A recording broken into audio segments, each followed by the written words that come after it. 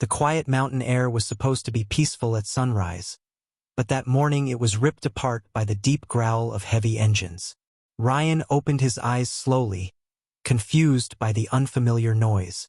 It wasn't the sound of wind in the trees or the hum of early morning traffic down in the valley. This was different, loud, aggressive, mechanical. He threw on a sweatshirt and stepped barefoot onto the porch, and the sight that greeted him made his stomach tighten like a fist. HOA trucks, 5 of them, lined up on the private road like an army ready for battle. The vehicles weren't the usual white pickups the HOA used for their inspectors. These were heavier, larger, towing equipment he never imagined he'd see pointed toward his home. And then he saw the bulldozers. 3 of them, their metal blades lowered, engines idling like beasts ready to charge. The early morning fog sat low on the ground, wrapping the scene in a cold haze.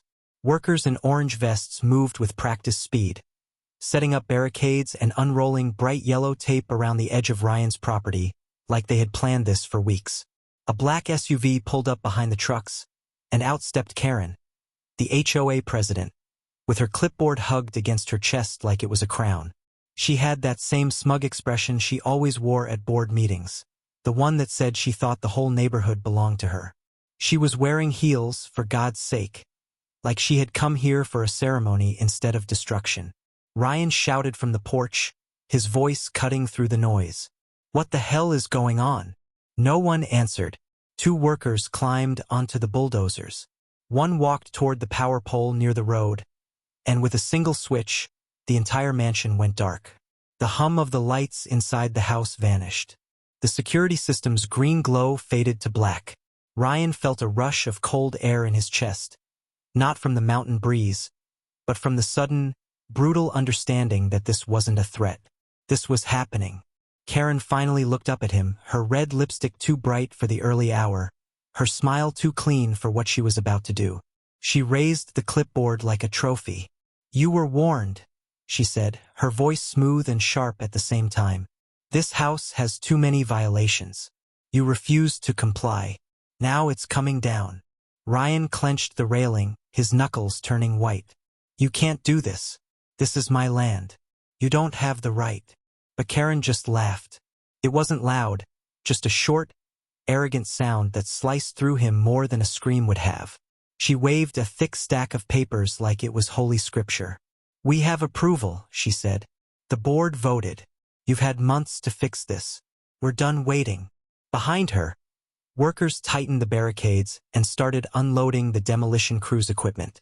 They weren't hesitating. They weren't waiting for lawyers or permits. This wasn't a warning anymore. It was a hit.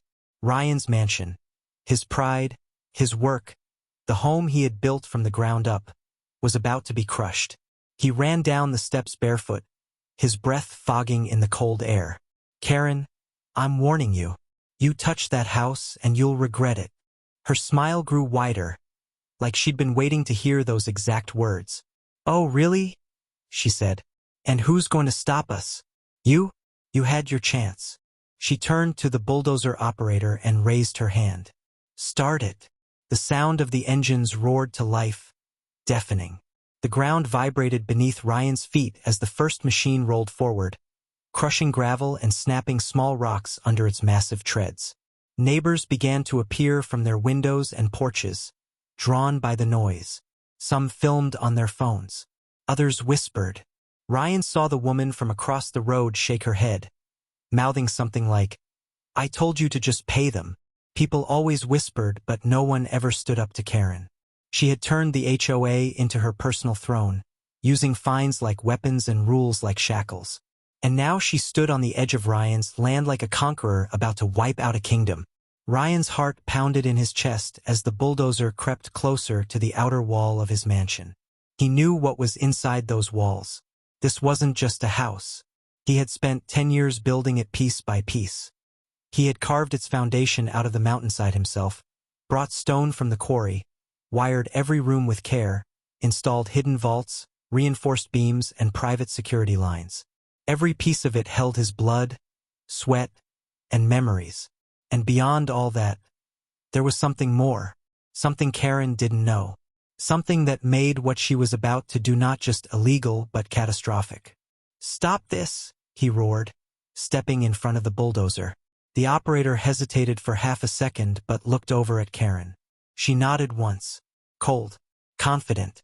The machine lurched forward again, forcing Ryan to jump back. Gravel scraped his bare feet as he stumbled. He looked around, desperate for someone, anyone, to intervene. But no one came. The neighbors just watched, their faces pale, their bodies frozen. Everyone in that neighborhood feared the HOA more than they respected the law. Karen leaned forward slightly, crossing her arms as the machine reached the first edge of the mansion. "You think you're special, Ryan?" she said loudly, so everyone could hear. "You think rules don't apply to you, but this neighborhood belongs to the HOA. Not you. Not your little castle. This is what happens when you ignore us." Ryan's jaw clenched. She had no idea what line she had just crossed. She thought this was about fines and mailbox colors.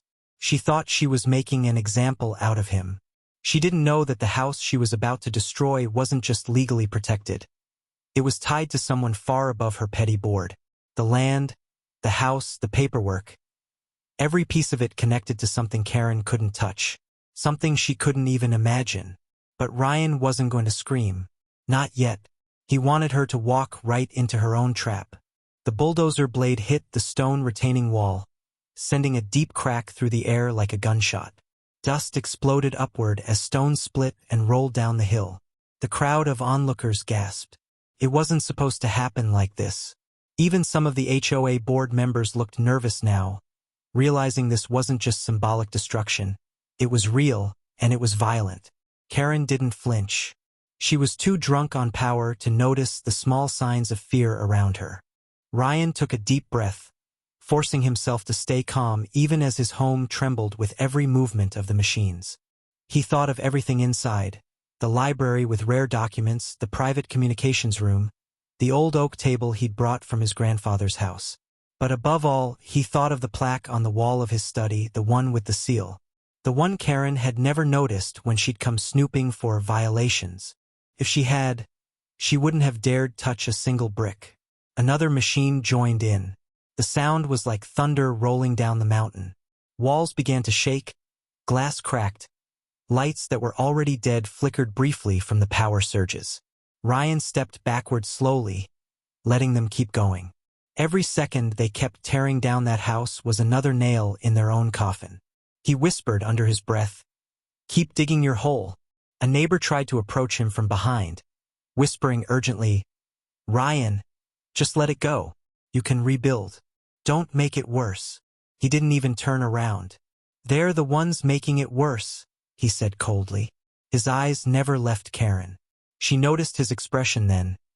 Too calm, too steady for someone watching their mansion get torn apart. Her smile faltered for the first time. "You're awfully quiet for a man losing his house," she called out, trying to sound strong. Ryan tilted his head slightly. "You're not taking down my house, Karen," he said. "You're taking down something else." She frowned. "What the hell does that mean?" The roof creaked as the main bulldozer pushed deeper. A part of the front structure began to collapse, sending dust and debris into the air. Karen lifted her phone to record the moment, smiling again like she had just won a war. She didn't know she was filming her own downfall. Within minutes, the power of the machines reduced half the front facade to rubble. Dust swirled through the air, coating everything in a gray mist.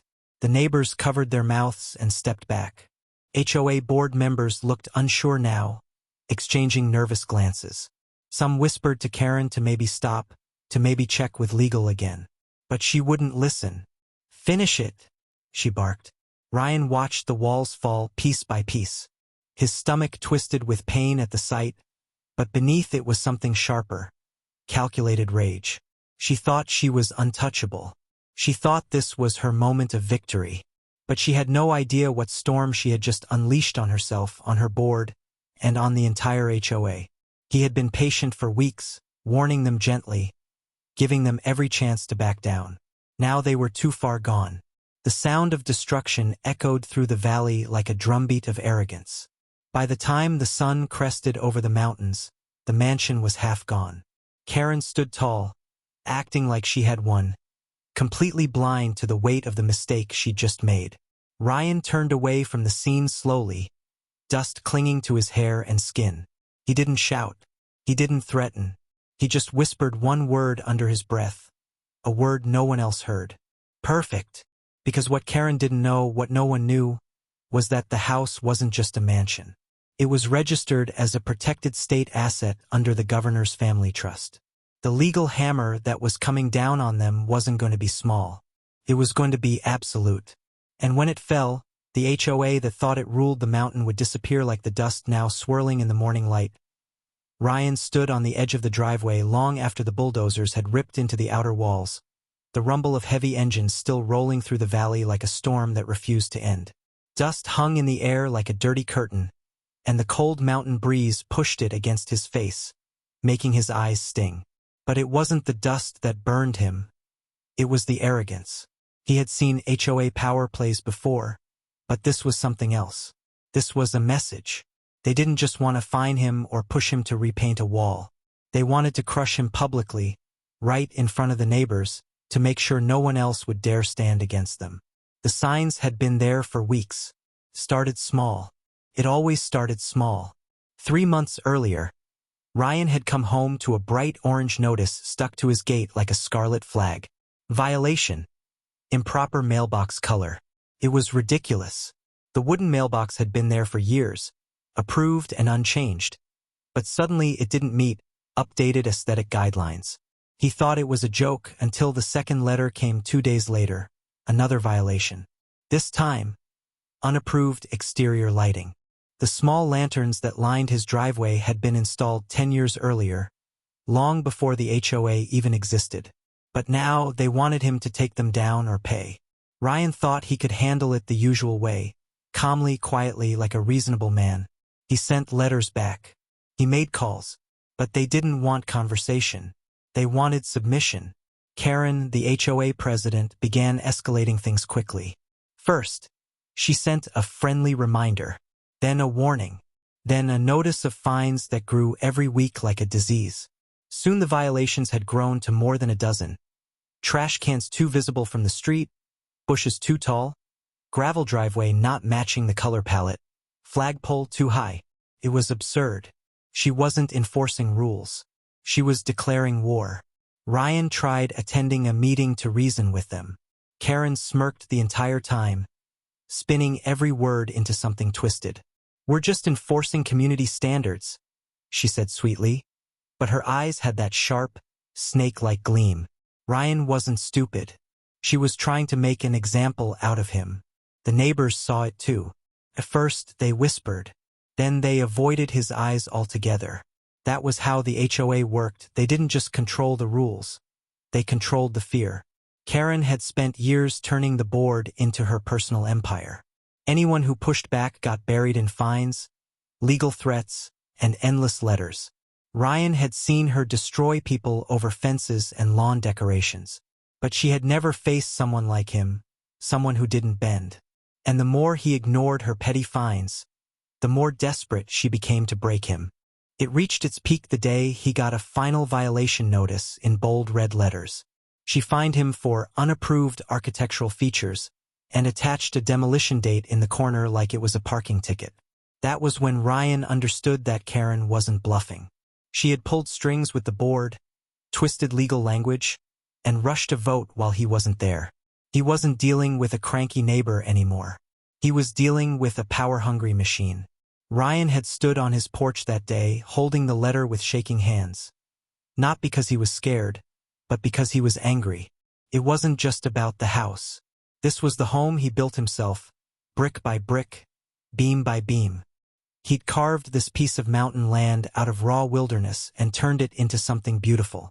He had poured everything into it. And now, some clipboard dictator wanted to rip it down over mailbox colors and driveway gravel. He had thought about going public, calling the news, dragging Karen through the mud in front of cameras. But then he decided against it, because he had something better, something far bigger than a headline. From that moment, he stopped reacting. He let them send their notices. He let them escalate. When they knocked on his door, he simply signed the papers with a flat stare. It unnerved Karen. She expected yelling, lawyers, begging something. But Ryan gave her nothing. And in her arrogance, she mistook his silence for surrender. She had no idea that every single letter she sent, every notice she posted, every threat she made was digging a hole she wouldn't be able to climb out of. The board meetings grew more intense. Karen used them to rally the HOA members, painting Ryan as the villain. She called him a threat to property values, a man who thinks he's above the rules, and worst of all, a danger to community unity. She printed photos of his house, circled the mailbox and driveway in red marker, as if she were exposing a crime scene. Her little group of loyal board members nodded like sheep, terrified to cross her. She controlled them with fear. If she could tear down Ryan's mansion, she could tear down anyone's. That's what they believed. That's what gave her power. Ryan attended one last meeting before the demolition. He walked in late, letting the room fill with her voice first. She was mid-speech, telling the board and the few attending neighbors how the HOA had no choice but to take action. She spoke like a general preparing for war. Her words dripped with false professionalism, but her smile gave her away. She wasn't enforcing rules. She was enjoying this. She thought she was untouchable. When Ryan entered the room, the crowd went silent. She turned to face him like a queen greeting a peasant. "Ryan," she said, tilting her head with that practiced, fake sweetness. "Nice of you to finally show up. We were just discussing your situation." Ryan took his seat slowly, not saying a word. Karen hated that silence. She thrived on control, on loud reactions she could twist. So she pushed harder. "You've left us no choice," she continued. "You've ignored every violation. We've been patient, but the board has decided to proceed with demolition as scheduled. Tomorrow morning, your house will be removed. This isn't personal, it's policy." Ryan finally spoke, his voice calm, almost too calm. "Policy," he repeated. "You sure about that?" Karen laughed softly, glancing at the board for support. "It's not up to me, Ryan. The board voted. Rules are rules." Ryan leaned forward. "Then you better hope you understand those rules better than you think you do." She frowned, but before she could answer, he stood up. "Good luck tomorrow," he said simply, and walked out of the room. Karen watched him go with a victorious smirk, completely blind to the trap she was walking into. She thought his calm meant defeat. She didn't realize that every single step she had taken was leading her straight into a legal storm that would bury her and everyone standing behind her. That night, Ryan didn't sleep. He walked through the house slowly, touching the walls like they were old friends. The floors creaked softly under his feet, and the mountain wind slid through the open windows. He looked at the study, at the seal on the plaque. The house was more than just his home. It was a protected property under state jurisdiction, tied directly to the governor's office. And when those bulldozers touched it, they wouldn't just be violating HOA policy, they'd be committing a felony on state-protected property. He didn't need to stop them. He just needed to let them hang themselves with their own rope.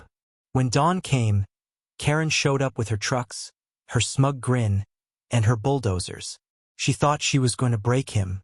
She didn't know she was about to break everything she'd built. Ryan stood on the porch that morning like a man watching a fire he knew wasn't his to put out. The house might fall, but it wouldn't be his ruin. It would be hers. And that was why, even as the engines roared, even as the walls cracked and the crowd watched in shock, he stayed silent. He wasn't defeated. He was waiting for the world to catch up to what was already in motion. The HOA had declared war over mailbox paint and gravel. But what they didn't understand was that they hadn't just picked a fight with a man. They had picked a fight with power far beyond their control. And when the hammer fell, it wouldn't be Ryan's world shaking. It would be theirs. The night before the demolition felt like a storm was building. Even though the sky was clear and still, the mountain air was cold and sharp, cutting through the silence like a knife. Ryan sat alone in his study with the only light coming from the warm glow of the old brass lamp on his desk. Papers lay spread out in front of him. Not HOA letters, not violation notices, but real documents. Certified, sealed, and legally unshakable. He had read them 100 times, but tonight he read them again slowly, line by line, as if carving the words into his mind. The seal at the top of the page gleamed faintly in the lamplight. The governor's office. This was the part no one on the HOA board understood.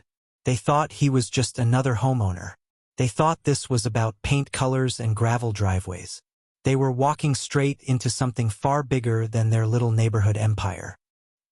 He leaned back in his chair, the wood creaking softly beneath him, and let out a slow breath. For weeks they had pushed. For weeks they had threatened. And for weeks he had let them. Because some battles aren't won by shouting or fighting. Some are won by letting your enemy get so confident they don't see the edge of the cliff right in front of them. Outside, the wind pushed through the trees, whispering through the dark. Down the hill, he could see the HOA office lights still on through the thick pine trees. He knew they were there. He knew Karen wouldn't be able to sleep tonight. She had waited too long for this moment. This wasn't about violations for her. It was about control. She wanted to humiliate him publicly, to make him a trophy hanging from her wall of power. What she didn't know was that tomorrow, her entire empire would crumble before the sun reached its peak. Earlier that evening, the HOA board had held a special emergency meeting. They called it a legal formality, but Ryan knew what it really was. A victory party. He had attended out of principle. When he walked into the community hall, the air had that sour mix of cheap coffee, tension, and arrogance. The long oak table was set with neatly stacked papers, and the board members sat like judges on a bench, their faces painted with false concern. Karen sat at the head, tapping her pen against the table rhythmically, like she was counting down to her big day. When she saw Ryan, she smiled like a hunter seeing a wounded animal. "Mr. Ryan," she said, dragging out his name like it was dirt on her tongue. "Nice of you to show up for once." Ryan didn't answer her bait. He just sat down, calm, hands folded on the table. The other board members avoided his eyes. Some looked smug, others nervous. No one wanted to be the one to say out loud what everyone knew. They were going to tear down his house in the morning, and there was nothing he could do to stop it. Or so they thought. Karen clicked her pen once, leaned back, and began her speech. She loved speeches. She loved to hear herself talk when she felt powerful. "For months, we've tried to work with you," she began, her voice dripping with that fake politeness she used in every meeting. "We've given warnings. We've sent letters. We've extended deadlines. But you've chosen to ignore us at every step. You left us no choice." Ryan raised an eyebrow. "No choice." Karen gave a tight, proud smile. "The board has voted to move forward with demolition. First thing tomorrow morning, your illegal structure will be removed." He let out a small laugh, quiet but sharp enough to make the board members shift uncomfortably. "Illegal structure," he repeated softly, almost amused. "Karen, you really don't know what you're doing." Her smile faltered for half a second before she recovered. "I know exactly what I'm doing. You think your money or your last name makes you untouchable. But not in this neighborhood. Here, the HOA is the law." Ryan leaned forward slowly, resting his elbows on the table. "The HOA isn't the law, Karen. And tomorrow you're going to find out just how far from the law you really are." The room went silent for a moment, but Karen was too deep into her arrogance to see it for the warning it was. She laughed, loud and forced. "Oh, please, is that supposed to scare us? I've dealt with men like you before. You bluff, we push back, you fold. It's predictable." Ryan smiled, but it wasn't warm. It was the kind of smile that says a storm is coming. "You're not pushing back, Karen. You're walking into a minefield. And the best part is, you built it yourself." She slammed the pen down on the table. "Enough. This meeting is adjourned. Tomorrow at sunrise, your mansion comes down. I hope you're awake to watch it burn." Ryan rose slowly, collecting his coat from the back of the chair. He turned to her one last time. "I'll be awake," he said evenly. "But you should start worrying about what happens after." That was the last thing he said to her. The board members watched him leave in silence. A few of them had uncertainty in their eyes, but none of them spoke up. They were afraid of Karen. She had ruled over them for years, making examples out of anyone who stood against her. She'd gotten away with everything. Threatening families, fining seniors, even pushing a war veteran off his land over fence height. She thought Ryan was just another notch in her belt. She couldn't have been more wrong. Now, hours later, Ryan sat by the window, staring out at the dark silhouette of the forest and the faint lights from the HOA building. His house was quiet, too quiet. The electricity still hummed through the walls, but everything felt like it was holding its breath. He thought of the workers who would be arriving at dawn, the bulldozers, the smug look on Karen's face when she gave the order to start tearing it all down. He imagined the neighbors watching, whispering, shaking their heads. They'd all assume he had lost, but they'd have no idea that the real fight wasn't happening on the driveway. It was happening in the legal records, in the property lines, and in the powerful office in the state capitol that owned this land through a trust that Karen didn't even know existed. In the corner of his study sat a locked drawer. Inside it were copies of every critical document he needed. The property title with the governor's trust stamp, the immunity clauses, the protection orders. He'd watched lawyers build those documents like fortresses. Karen's fines, her violations, her board votes. They were meaningless in the shadow of that legal wall. She thought she was walking over him, but in reality, she had climbed right into a trap so tight she wouldn't be able to breathe when it closed. Midnight came and went. The forest outside was silent except for the occasional rustle of wind through the trees. Ryan didn't sleep. He poured himself a cup of black coffee and walked through the mansion slowly, memorizing every room. He wasn't doing it out of sentiment, not anymore. He was doing it because he knew that tomorrow, this house would make history. Karen would think she was winning, and the cameras would record her smirk, her triumphant posture, as the walls came down. And then, like a storm from nowhere, the real weight would fall on her shoulders, and there would be no way out. He stood at the large window of the living room, staring out at the mountains. This wasn't fear. It wasn't even anger anymore. It was patience. Cold, deliberate patience. "Enjoy your victory, Karen," he whispered into the quiet.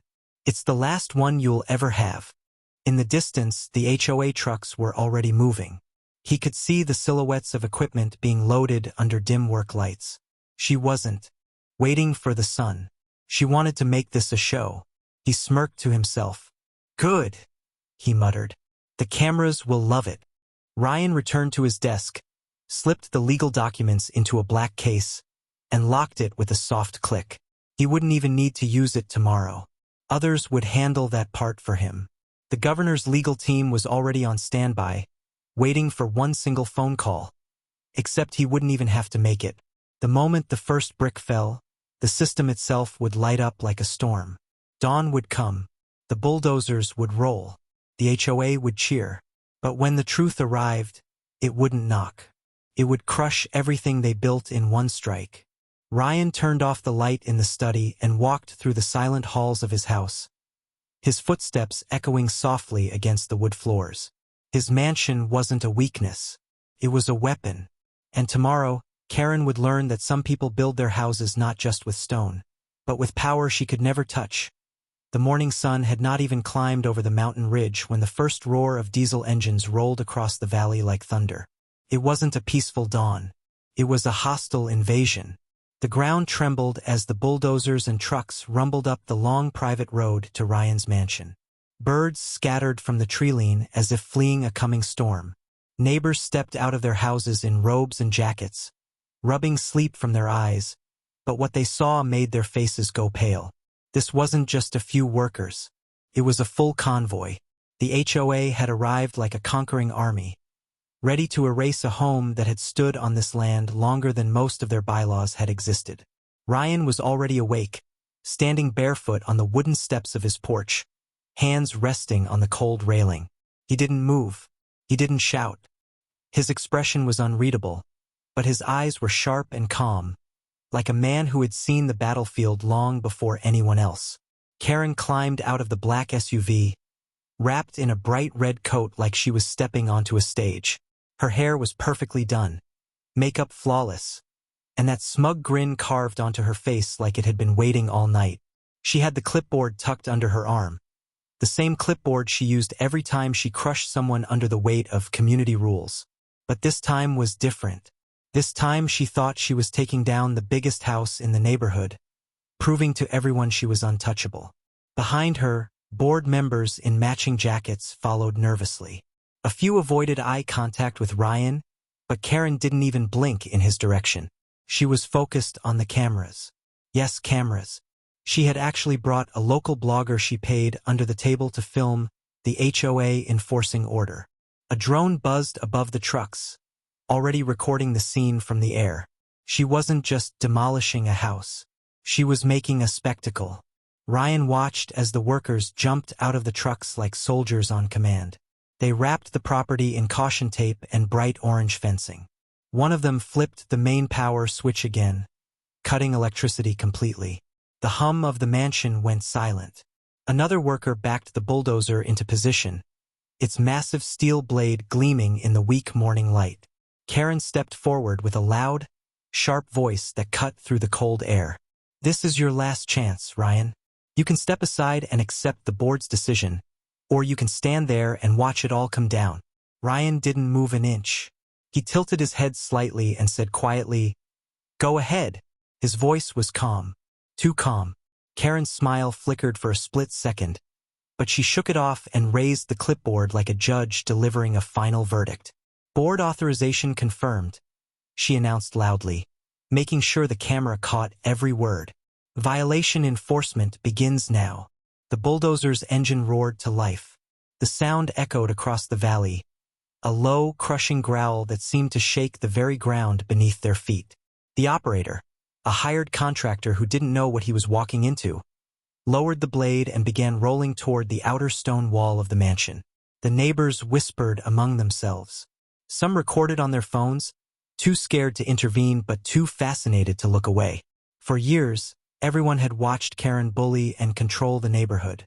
Now she was finally taking down the biggest house on the mountain.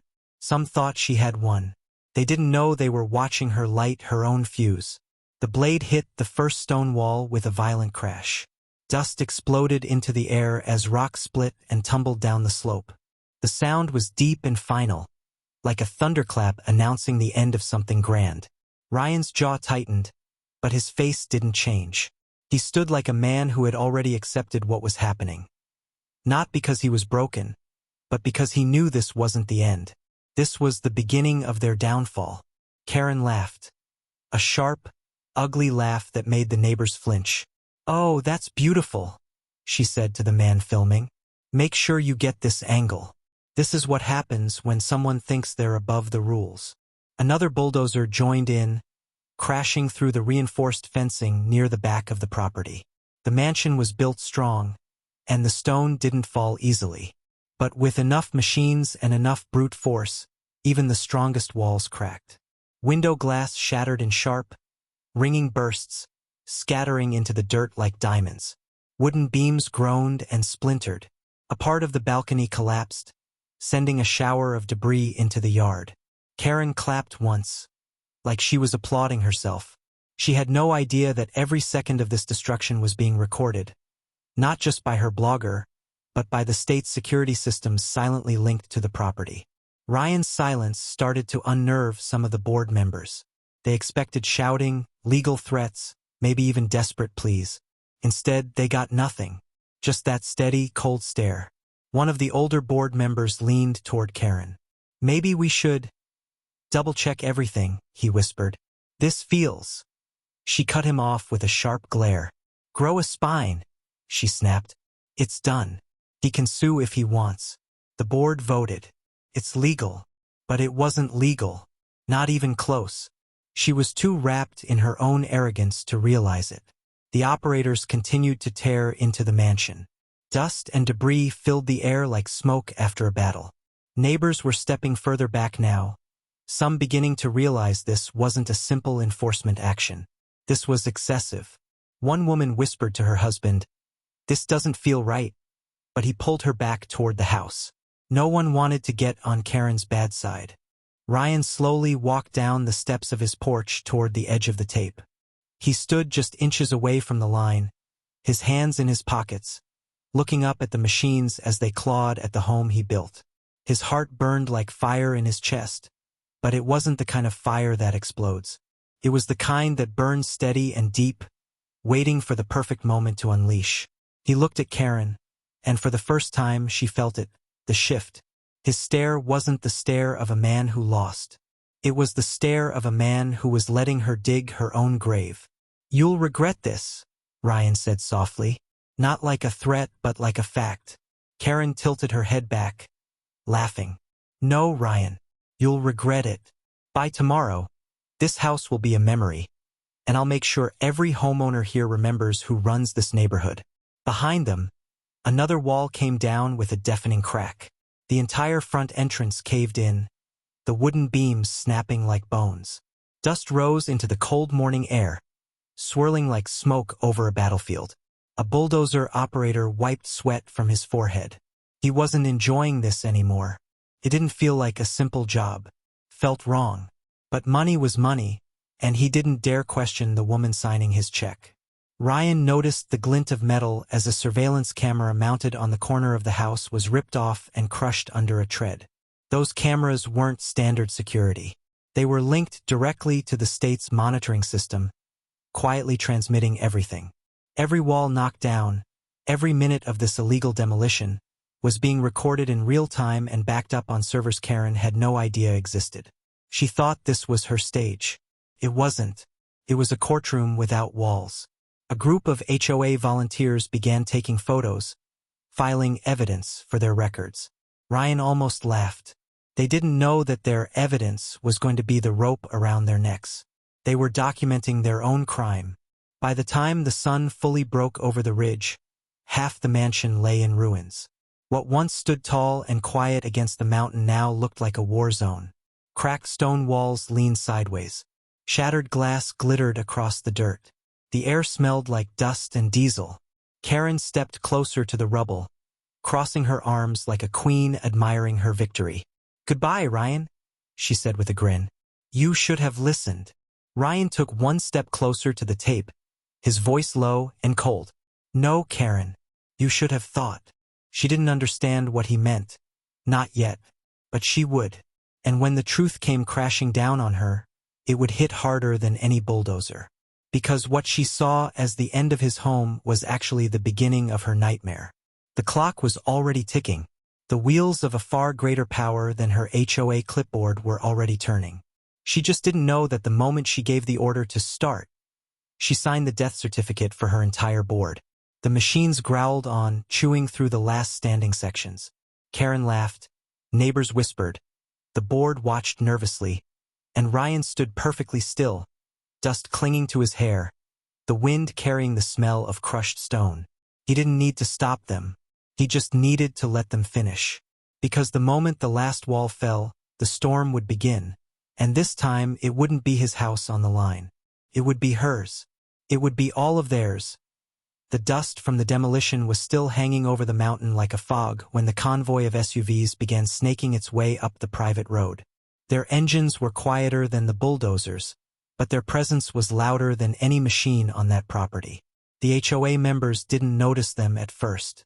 Karen was too busy grinning for the camera, standing on top of a broken pile of stone like she'd just won a war. Her voice cut through the air as she spoke to the small group of board members and the blogger. "This is what happens when people ignore the rules," she said with a smile that could curdle blood. She didn't realize her smile was about to die.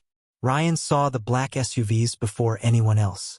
The sun reflected off their polished surfaces as they rolled up the road, tires crunching against gravel. They weren't construction vehicles. They weren't neighbors. These were official vehicles, dark and unmarked except for a small flag on the front license plate. Something only a few people would recognize. But Ryan knew it the moment he saw it. He didn't move. He didn't smile. He just stood still at the edge of what used to be his driveway, hands in his pockets, and waited. The engines shut off almost in perfect unison. Doors opened, and men in black suits stepped out, their movements smooth, precise, and efficient. These weren't HOA inspectors. These weren't journalists. These were state agents. A tall man in a dark coat led the group, flashing a badge that caught the sunlight. The HOA members began to murmur among themselves. Karen frowned, confused, looking around as if someone had forgotten to tell her about this. One of the board members whispered, "Karen? Who are they?" She ignored him, trying to maintain her posture, but Ryan saw the subtle twitch at the corner of her mouth. That was the first crack in her armor. The lead agent walked past the rubble, stepping over broken stone without hesitation. His polished shoes made no sound against the crushed concrete. When he reached the line of yellow caution tape the HOA had set up earlier, he didn't even slow down. He pulled the tape aside like it was meaningless and stepped onto the property. Karen finally found her voice. "Excuse me, this is an active HOA operation. You can't just walk in here without authorization." The man didn't even look at her. He flipped open a folder, and his calm, steady voice cut through the noise like a blade. "Authorization," he said softly. "I have it." He handed her a document. The seal at the top of the page was unmistakable, the governor's office. The color drained from Karen's face as she stared at the paper, her lips parting slightly. "What is this?" she asked, but her voice didn't have the same confidence it had earlier. The agent adjusted his tie. "This property," he said, "is a state-protected site held in trust under the governor's office. You just authorized the destruction of a government asset." The words hit the crowd like a lightning strike. The board members froze. The neighbors who had gathered at the edge of the road stopped whispering. Even the bulldozer operators lowered their heads slightly, realizing they were standing in the middle of something far bigger than an HOA spat. Karen's mouth opened and closed like a fish out of water. That can't be right," she stammered. We voted. The board approved it. This was a local matter." The agent's calm voice didn't waver. "Not anymore. Not since the deed was filed into the governor's trust. You should have checked the ownership before demolishing state property. Congratulations, Ms. Karen. You've just committed multiple felony violations." Ryan watched from a few steps away, silent as ever. He didn't need to say anything. Everything was unfolding exactly as he knew it would. Karen stumbled backward slightly, the clipboard slipping from her hand and hitting the ground with a dull thud. Her board members turned on her instantly, their faces pale. "You said this was legal," one of them hissed. "You said you checked everything." Another one backed away slowly, as if physical distance could save him from the tidal wave about to hit them. The agent didn't give anyone time to catch their breath. "Per state law, this entire demolition site is now under investigation," he said firmly. "All personnel and HOA board members present are to remain here until further notice. Any attempt to leave will be treated as obstruction." He raised his hand slightly, and the other agents began moving with silent precision. They walked among the rubble, taking photos, marking evidence, documenting everything. One agent pointed at the crushed foundation. "This isn't just vandalism," he said quietly to his colleague. "They went through every wall." Karen tried to speak again, her voice shaky but still dripping with arrogance that had nowhere left to go. "This is outrageous. You can't blame me for this. I was just enforcing the rules." He refused to comply. "We have bylaws." "We." The agent stepped closer, close enough that she had to tilt her head back to look at him. "Your bylaws don't override state law," he said coldly. "You didn't just break HOA rules today, Miss Karen. You broke real laws. This is state property. You demolished it without authorization. You filmed it. You turned it into a show." He glanced briefly at the blogger standing near the fence, still holding the camera. "I hope you got good footage," he said flatly, "because this is now evidence." The blogger slowly lowered the camera, face turning pale. Two agents took it from his hands without resistance. Ryan finally took a step forward, and for the first time since the morning began, every eye turned to him. He walked slowly, his boots crunching against the gravel, stopping just a few feet away from Karen. She was shaking now, trying to keep her chin up. You set me up," she hissed. Ryan tilted his head slightly, his calm voice cutting through her panic. "I warned you. You didn't listen. Her nostrils flared, but she didn't have an answer. The tall agent looked between the two of them. Mr. Ryan, you don't need to say anything further. Your legal representation will be contacted shortly. The governor's office has already been informed. We'll handle the rest. The sound of more vehicles echoed up the road. This time it wasn't SUVs. It was police. Blue lights flashed through the trees as local law enforcement arrived to support the state team. Several officers stepped out, one of them already reading from a folder as he approached the HOA board. We've been instructed to escort the board for questioning, he said. Effective immediately, this site is closed. Karen took a shaky step back. You can't arrest me, she barked, trying to regain her lost power. I'm the HOA president. The officer didn't even blink. And now you're also a suspect. The neighbors who had once whispered with fear were now silent, their faces etched with shock. Some had recorded the whole morning on their phones. The HOA, which had always seemed untouchable, was suddenly cornered. One by one, the board members were separated by the officers. Karen tried to cling to her lawyer's card, waving it like a shield, but no one cared. Her lawyer wouldn't save her from the governor's trust. The agent walked closer to Ryan. You played this smart, he said quietly. You let them do exactly what they wanted. That's rare. Ryan gave a small, tired nod. I didn't need to fight them, he replied. They were too busy fighting themselves. Karen screamed something from where the officers were holding her, but no one listened. She wasn't the queen of the neighborhood anymore.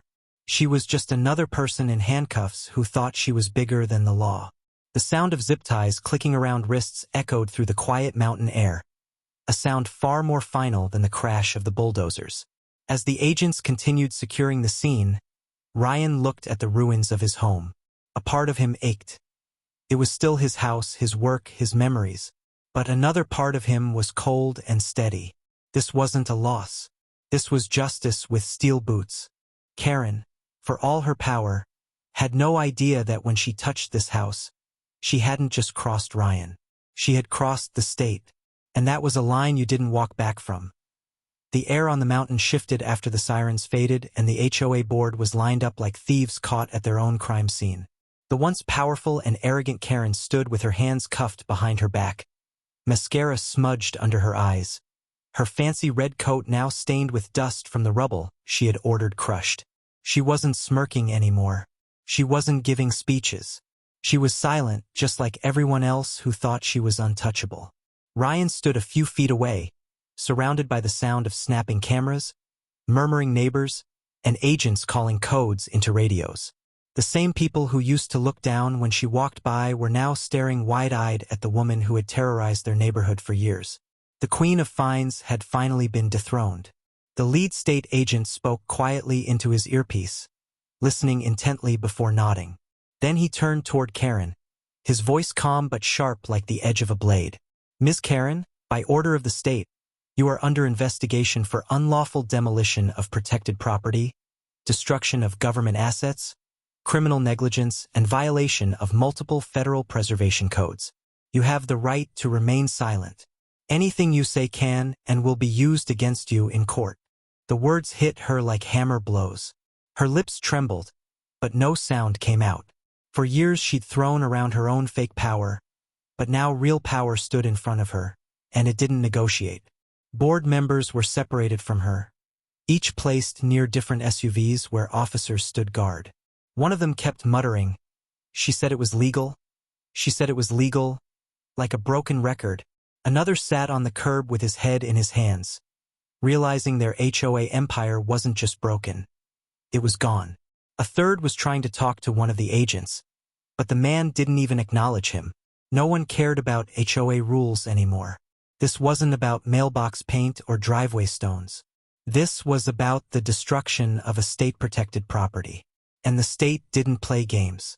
The agents moved through the ruins like hunters following a blood trail. Every broken wall, every shattered window, every crushed foundation was photographed, tagged, and logged. Ryan's house wasn't just a home anymore. It was evidence.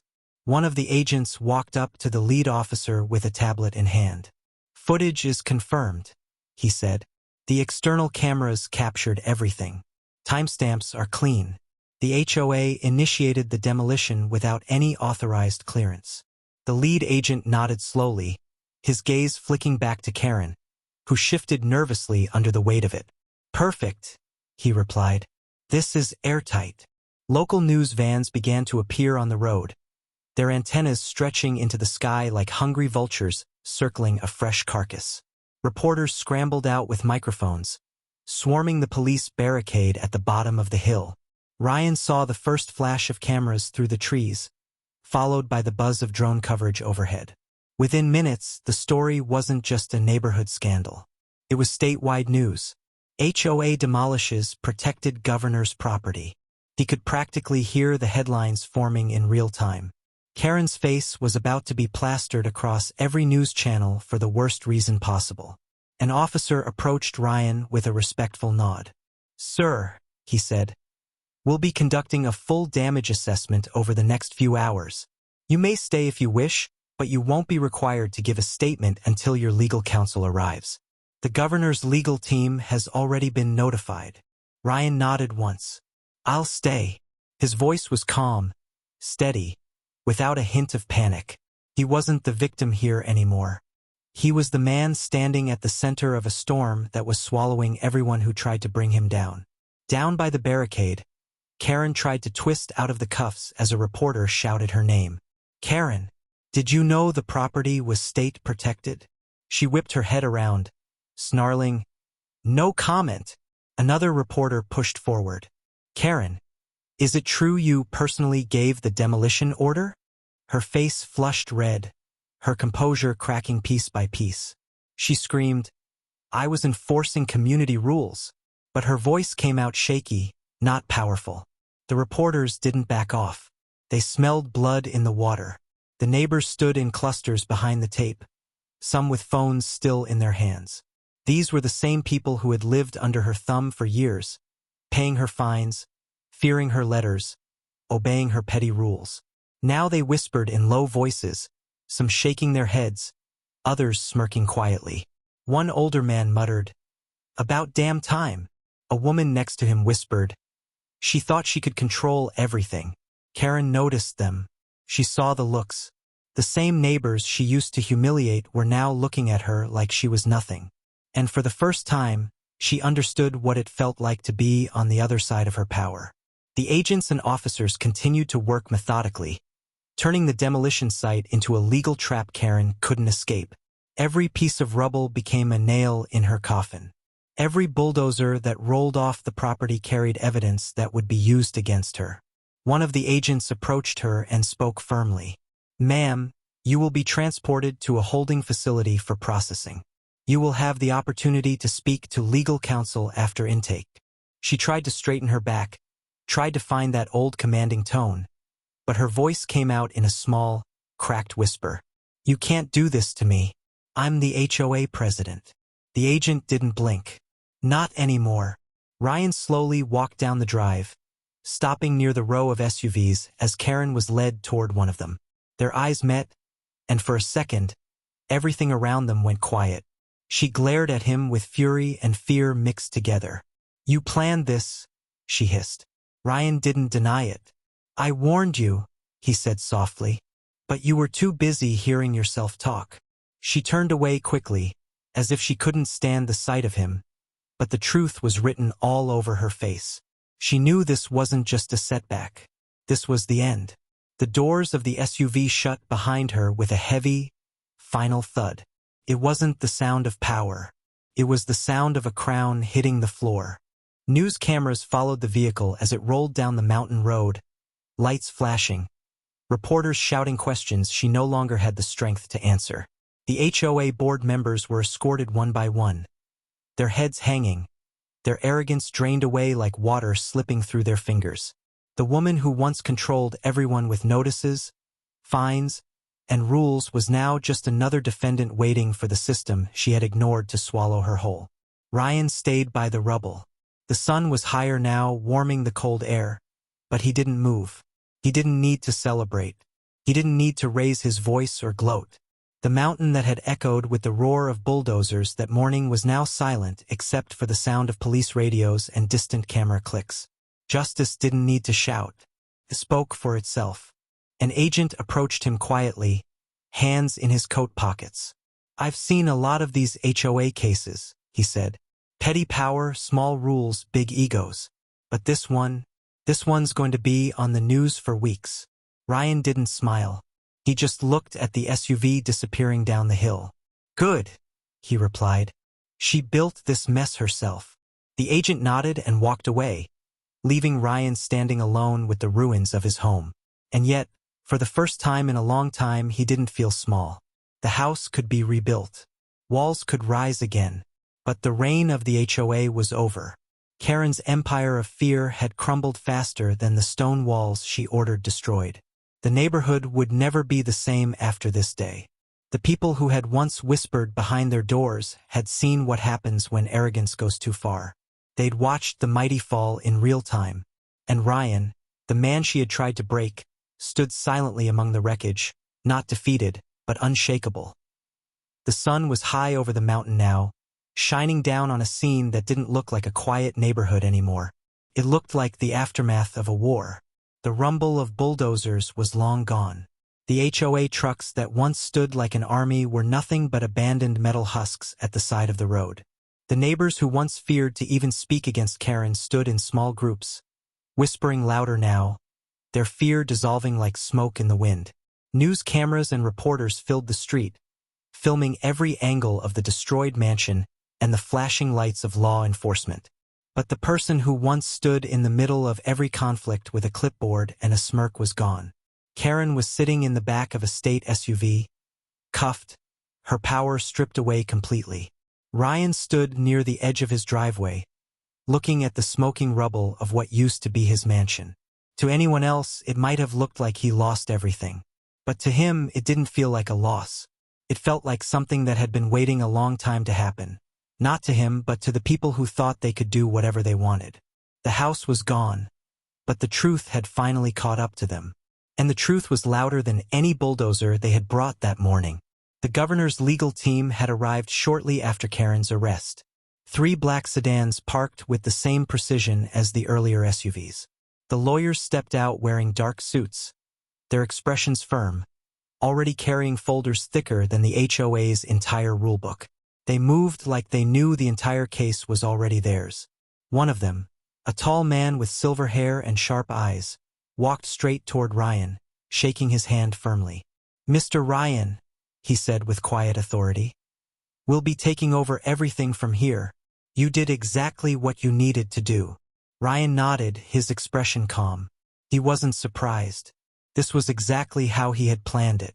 The lawyer continued, "The board violated multiple preservation and property laws. With the governor's name tied to the trust, their actions escalated this far beyond HOA business. This isn't just a lawsuit anymore. It's going to be a criminal case. She'll be facing prison time." Ryan didn't answer right away. He looked past the lawyer at the group of remaining board members being led away in separate vehicles. Their faces were pale, their arrogance gone. The ones who used to throw HOA rules around like weapons now looked like they couldn't even breathe properly. Down by the street, reporters kept shouting questions. Was this planned? Did the HOA know the house belonged to the governor's trust? Will Karen be charged? Ryan didn't answer any of them. He didn't need to. The cameras already had enough. The truth was out. The entire state would be talking about it by sunset, and Karen's name would become a cautionary tale for every petty HOA tyrant who thought they were bigger than the law. A few neighbors gathered closer, hesitant at first.